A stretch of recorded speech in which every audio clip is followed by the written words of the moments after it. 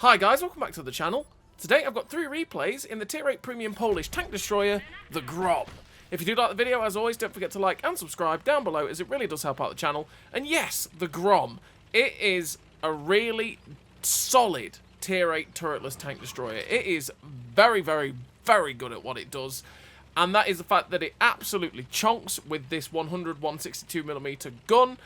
It has nice alpha, good penetration, gun's a bit derpy, which can be pain. Armour that works well enough, especially when you're using your gun depression. Decent gun depression as well. Poor on the yaw limit, but the shell velocity is absolutely incredible, with fairly average mobility. You also have really good camo, which means that you can play that camo TD role quite easily, as well as playing that aggressive tank destroyer role when you're in a pretty decent matchup. Now, these 3 replays are going to have a theme, and that is the kills are just going to keep going up. The kills are going to keep going up. It's pretty damn nice replays for the old Grom. And the Grom itself, so I say it's got pretty average top speed. It's got a fairly average mobility for a turretless tank destroyer like this. And that is, it's got 40 km/h top speed with a 15 km/h reverse speed, which means you're not getting anywhere super duper quickly, but you have a 14.71 horsepower per ton ratio, which means that you do get up to that top speed at least. You're just not going to get anywhere super quickly. 20% internal fire chance means you're on the higher end of fire chances, meaning that you are fairly likely to get set on fire in this vehicle. You've got 27 degrees a second on the hull rotation speed. Sorry, that bounced. Okay, game. 27 degrees a second on the hull rotation speed, which isn't the fastest, so it's something you might want to help out if it does frustrate you how slow the tank turns. 1.84 on soft, 1.2 on medium, and 1.01 on firm. With the build that I run, is not that bad at all. It doesn't really hold the tank back in terms of getting to its top speed. 241 meters of still concealment with 258 meters of on the move concealment is very, very nice camo for the Grom, especially with how good the armor is and the gun. So the camo means that you can stay unspotted in quite a few situations, meaning you can have that flexibility between playing the aggressive armored tank destroyer role or then just falling back and being that snippety sniper from the back of the map. And, you know, they won't spot you too easily, which is very, very nice for the Grom. You do have 448 meters of view range, though, which is poor, but for a turretless tank destroyer, it's okay, especially with having decent camo and mobility. Yes, you will struggle to spot things, especially if it's got good camo, but you're a TD, right? That's just the way it goes. So, you've got 28.24 degrees a second on the turret rotation speed, and if you ever look at turretless tank destroyer and go turret rotation speed, what's that all about? It doesn't have a turret. Well, what it's talking about is the speed for which the gun looks to the left and the right. So the gun does look to the left and the right very, very quickly. And like I say, you do have a very limited yaw limit in this vehicle, which means it can look 5 degrees to the left and 5 degrees to the right, which is very limiting for the Grom and can be a bit frustrating. So just be careful of that when you're trying to keep tanks in your reticle. You've got 7 degrees of gun depression as well, though, which is flexible enough for this kind of tank destroyer. It's not absolutely fantastic gun depression, but it's good enough that you can be flexible on a ridgeline and accentuate your upper deck armor. Upper deck armor? That's a new one. You can accentuate your superstructure armor on a ridgeline, making it quite hard for people to pen you and make it more difficult for people to be able to hit your cupola on top. You've got 0.64 accuracy during rotation, which means that the accuracy during rotation is really not too bad, but you do have an accuracy during movement of 2.74, which is absolutely tragic, and as you can see, the aim circle does become rather large after movement. And then you have a 2.49 second aim time on top of that, which again, you've just seen. Perfectly timed demonstration there. I completely planned that, I swear. But you're seeing it here. You do feel that aim time. It does feel like it aims in quite a bit. And you sit there going, come on, come on, come on. And since you've got the -5 degrees of yaw limit and the 5 degrees of yaw limit, so you can look to the left and right 5 degrees, that can be a bit of pain when you've got to turn the tank to be able to keep the enemy vehicle in your gun line. Your aim circle just keeps getting bigger, and then you've got to keep resetting that aim time, essentially, which can be a bit of a frustration for the old Grom. You've got 0.32 accuracy at 100 meters, though, which is, yeah, it's not the greatest, but it's also not bad. You've got, for this kind of tank destroyer, is what I'm pointing out there, 12.25 second aim time is 3.4k DPM, which is amazing for this kind of tank destroyer at tier 8, with 260 penetration on the standard APCR, 290 penetration on the premium APCR, with 80mm penetration on the HE. The HE is actually pretty nice with 890 alpha for 1,000 meters a second shell velocity. If you can use that on lightly armored vehicles like light tanks or artillery and stuff like that, you can really up your DPM and just absolutely smash. So if I was to have had HE loaded for the charioteer there, could have put a shot straight through his turret and done 890 damage and been like, whoa.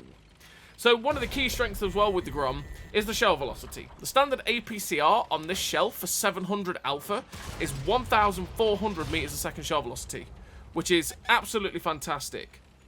And then we go nutto bonkers when we load the premium APCR with 1,600 meters a second shell velocity, which is just absolutely insane. It's one of the best shell velocities in World War II.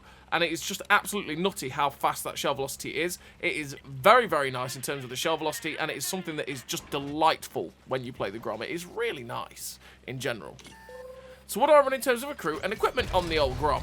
Well, in terms of accrue and equipment on the old Grom, I run Born Leader, Rapid Reload, Sixth Sense, Situational Awareness, Trap Mechanic, Steady Aim, Run and Gun, Camouflage Expertise, Silent Driving, with the Advanced Loader, the Camo Net, and Optics. Optics be able to get the 448 meters of view range, so I'm not absolutely completely 100% blind, so I can at least try to spot for myself. With the Camo Net to get the concealment down to 241 meters of still concealment, same with the Camouflage Expertise. Silent Driving to keep it down to that 258 meters of still concealment. The Advanced Loader to get the best out of that DPM to get it up to 3.5k nearly, which is absolutely fantastic. With the Steady Aim and the Run and Gun to get the accuracy during movement down as low as I can, or help it out as much as possible, so this aim circle isn't getting any bigger when I'm moving. With the Steady Aim just to make it that little bit more accurate in general by 10%, which is something you always want to do. So as you can see in this first replay, we've managed to get 5.6k damage with 246k assistance damage, and we've got 6 kills, so we've secured our top gun. There's only one tank left on the enemy team, and it is down towards our cap, and trying to go do the Lord's work, which is go get that bacon. And we like it when people go to get that bacon. It's fair enough, it's a worthwhile thing, because who doesn't love bacon, okay? It's lovely. It's tasty. Oh, bacon. I digress. Food brain kicks in every time I mention bacon. Okay, it is what it is. We finished with the victory. 6 kills, 5.6k damage, 246k assistance. The Dimitrius, the high caliber, the top gun, the first class, with 2011 base XP. A really great game there for the Grom. And I wish I could say that it was all me playing that, but it was my Commander Moo. All right, it was all Moo. Moo is just the greatest tank commanding cow in the universe, okay? So I digress again. We're on to the second replay. And the second replay, we're here on this map, which is the Camperson map of Province. This map is so... I just don't like playing Province. It is so boring. It's such a boring map for me, because it's just camp. All that ever happens is teams camp, and the team that loses is the team that pushes, which is always really frustrating. It's always a super frustrating map to play, and for a tank destroyer like the Grom, it's kind of perfect, because we can use the good DPM when people get out in the open. We can use the great shell velocity to hit people really easily over the distance across the two sides.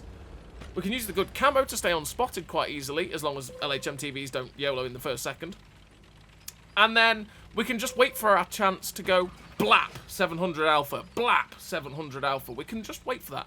And we can sit and wait. We don't have to aim for too long, because we'll be aiming in the right spots to where the enemy vehicles are going to be anyway.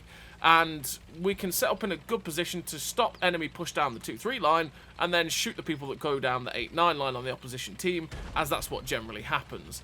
Like I say, it's just this map is very predictable in the way it'll end up, and it's just boring. I don't enjoy this map whatsoever.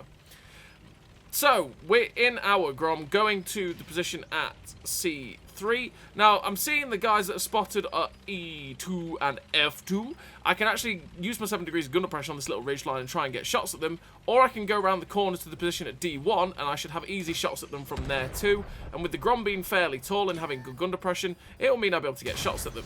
But with the Vipera sticking his ass into the breeze, we're always going to take the chance to get that. So we put a shot straight through his ass. For 721, the Chimera drives round and bounces off our upper plate or our superstructure, which is always going to happen. The Chimera is going to struggle to pen us as long as he doesn't hit the lower plate or hit the cupola on top of the vehicle. But if I'm using the gun depression, it's quite difficult for the Chimera to actually hit that. So I'm just being patient, because that's what Province is all about. The Province is patience. The team that pushes too soon too quickly, too soon, just loses and just dies. So we're just being careful, waiting for the Chimera to possibly poke out.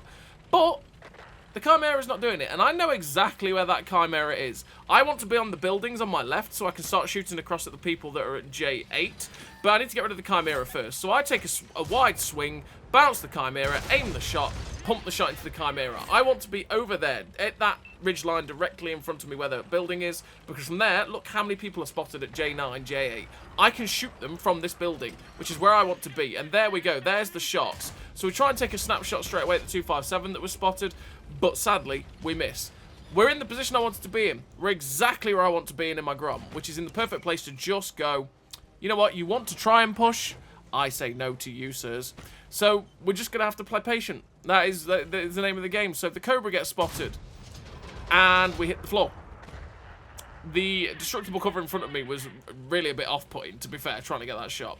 But I see the 112 behind me, and this was played on the Wargaming stream. So KB was like, I've got a problem. So we go around the corner, go, well, hello, Mr. 112. I'm a Grom. I'm here to say hi. And we put a shot through the lower plate of the Grom there, finishing off the Grom, getting our second kill of this game for 1,761 damage, 733 assistance. Oh, there's a T95, and he looks to be... Well, I don't know whether he was stock or not. I couldn't tell. When I looked and I poked around the corner to look at the T95, I thought, is that the 105? Is he stock? But the gun, that sounded like I blocked a fair amount, so I don't know. But I wanted to go get rid of the T95 so that this side is secure, and once again, I can turn my attention to the opposition side. So they are pushing, but again, they're pushing into a position that is completely out in the open for me. I'm just waiting for the greatest opportunity to get a shot in, because we really want to make the most of our shots here, and we get a shot into the IS-3-2 quite easily. The Mantis has his ass in the breeze, so I'm just hoping to get the reload in, finish him off, and, well, actually we had a better shot into the Earthshaker. And that 1,400 meters a second shell velocity, in fact 1,600 meters a second shell velocity, because we loaded the premium rounds to be able to hit the T95 quite easily.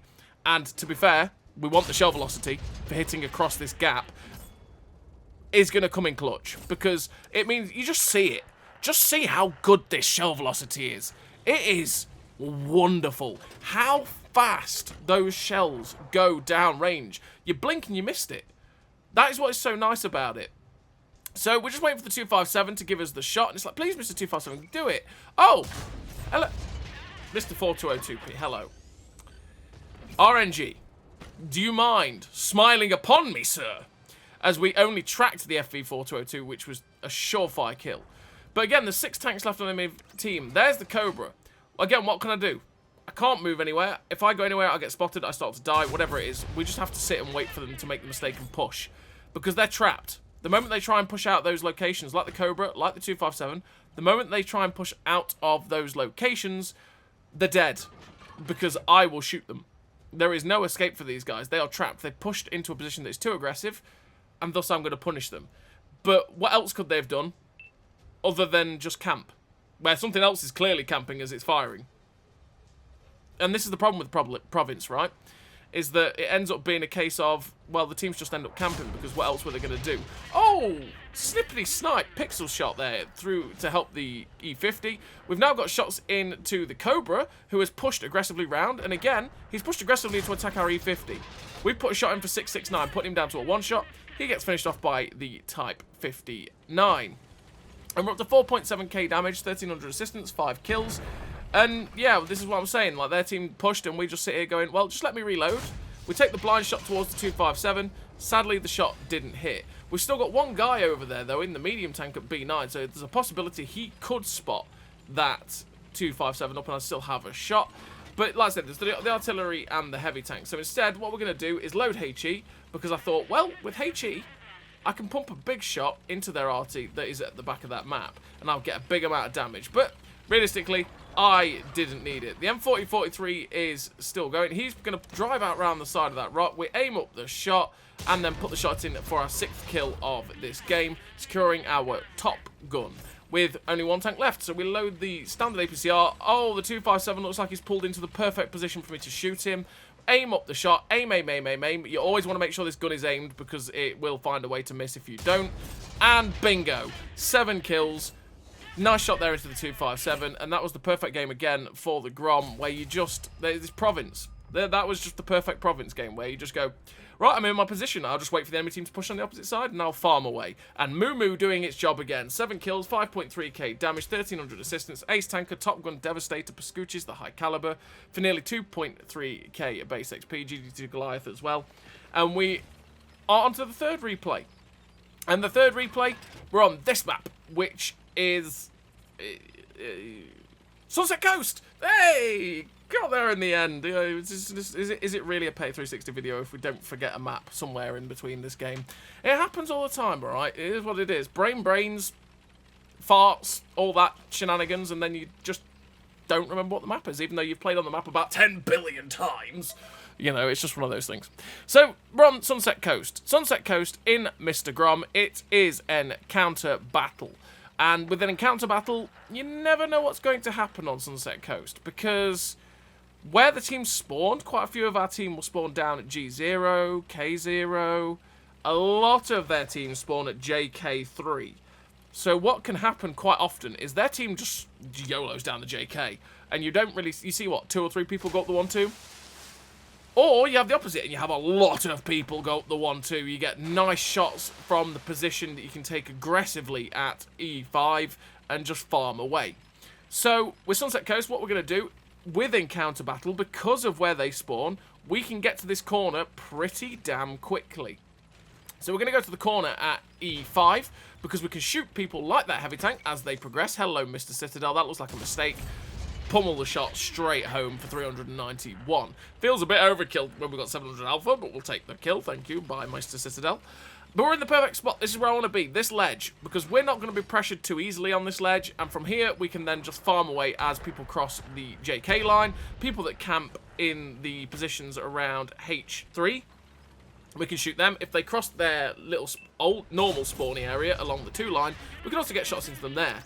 And the Egalite is the exact reason that we're doing this, because if they camp there and get spotted, we can shoot people like this Egalite. We've got enough pen to go through his lower plate, but I'm thinking, okay, I might go for the cupola, but we hit the turret front and we ricochet. If we'd hit the cupola, we would have penned that, but yeah, there we go. We've got enough camo to poke up on that little ledge as well, which means we can do that and stay unspotted quite often, especially shooting at something like the Egalite, which is the AMX M449. That tank hasn't got the best view range in the universe, so you can generally keep it spotted and fire at it from behind cover quite easily.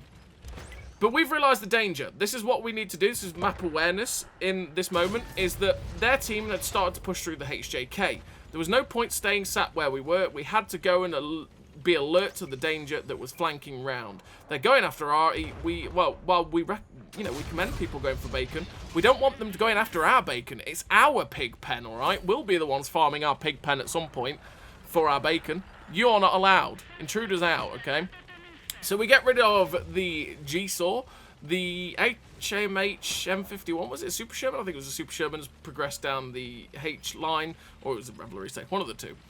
Has progressed around the H line. We can't get any shots at that guy. So in fact, the things have started to die on the opposite flank now. The guys that were quite numerous on this flank have gone.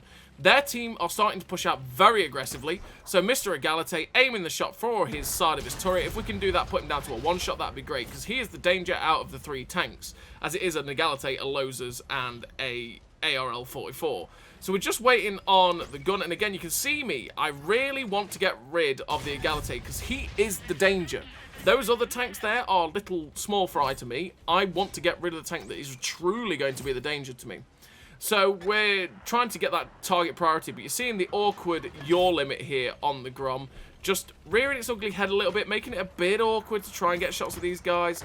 ARL drives out because he's getting shot at by the TD up at C1, and we finish off the ARL there with a shot, putting us on to 3.5k damage with 533 assistance damage. The medium tank has pushed up to EF4, so we're just going to look to possibly drop in and get that guy, or spot up where the Egalite might have been, along that 2-3 line, because again, I should outspot him, and there he is.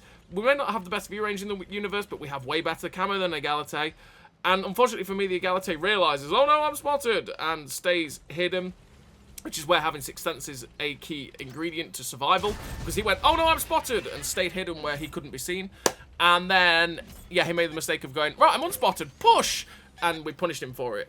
The Crusader SP, oh, just gets away with it. That's super frustrating. But we see the KV-85. We were so close to our bacon. So close. We see the KV-85. Mr. KV-85, I want to shoot. But my sixth sense is tingling. I'm like, My Grom sixth sense is tingling. I know there was tanks behind me. There was tanks along the 890 line. We've lost everything on the 890 line. I swear there's going to be something coming after us. And in fact, there was. We snapped the shot into the UDES straight in there. Which, again, that shell velocity is beautiful. And now there's another Grom. Oh no, we get fortunate that he bounces. But we get unfortunate that we go through the lower plate and we track him only. So I'm now trying to bounce though. I'm staying in a position where my hull is covered. This guy cannot see my lower plate. We go for the shot into the cupola. Oh, it misses. Oh, this is really awkward. The Grom's coming in. He can half health me, but I can kill him in one shot. So I get up in his face, make it as difficult as possible for him to be able to find the shot.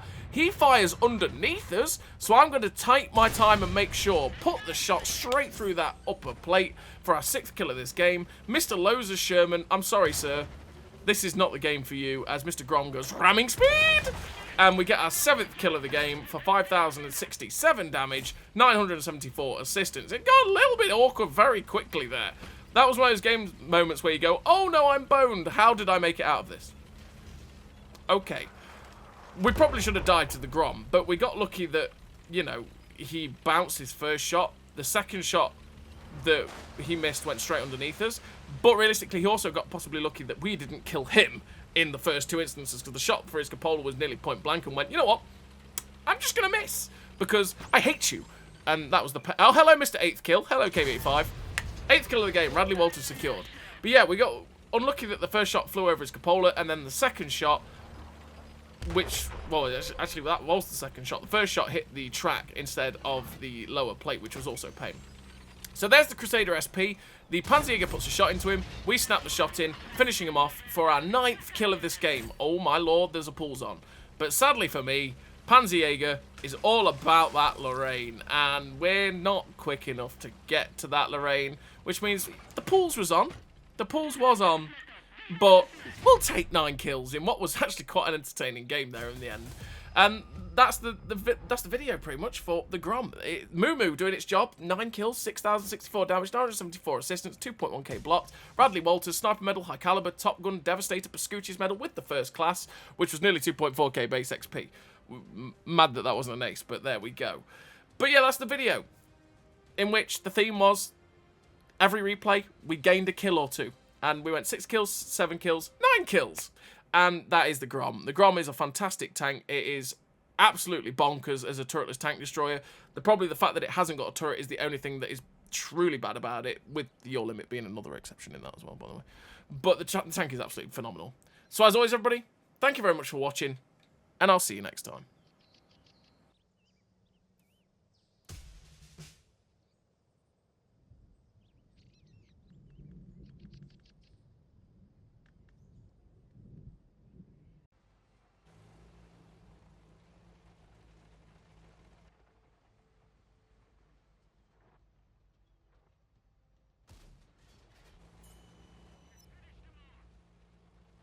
A great success!